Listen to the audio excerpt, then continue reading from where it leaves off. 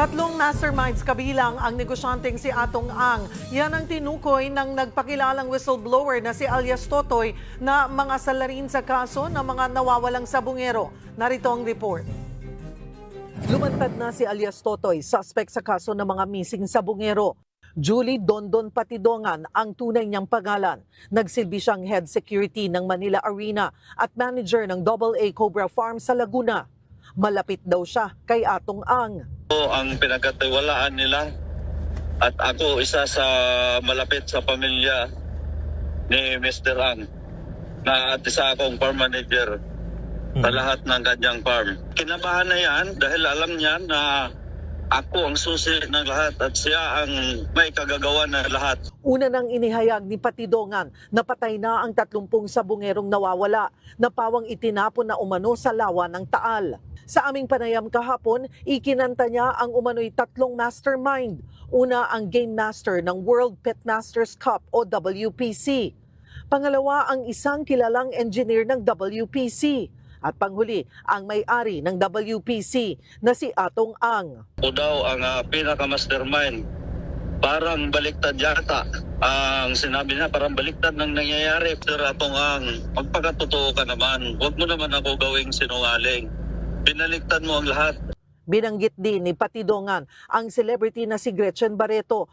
Inalok pa niya si Barreto na makipagtulungan sa kanya. Kasama yan sila lagi. Alam lahat ng sekreto ni Mr. Atong Ang.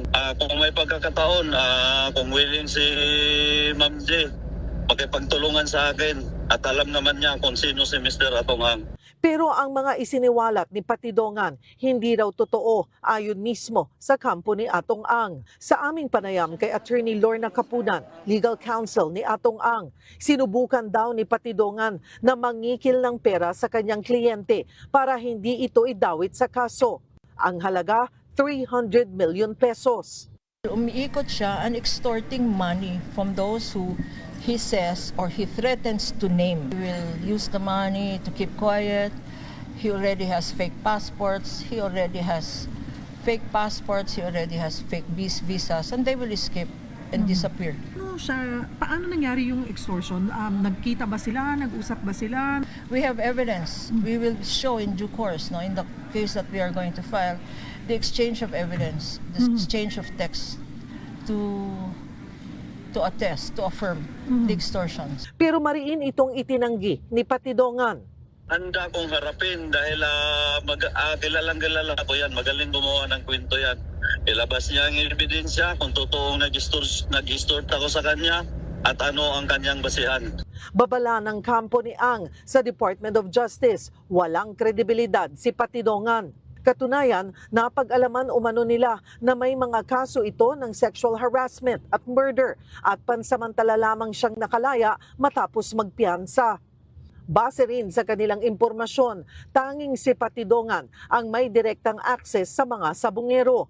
Before it was banned by then President Duterte, online cockfighting was legal. But when it was banned, they removed themselves from the business.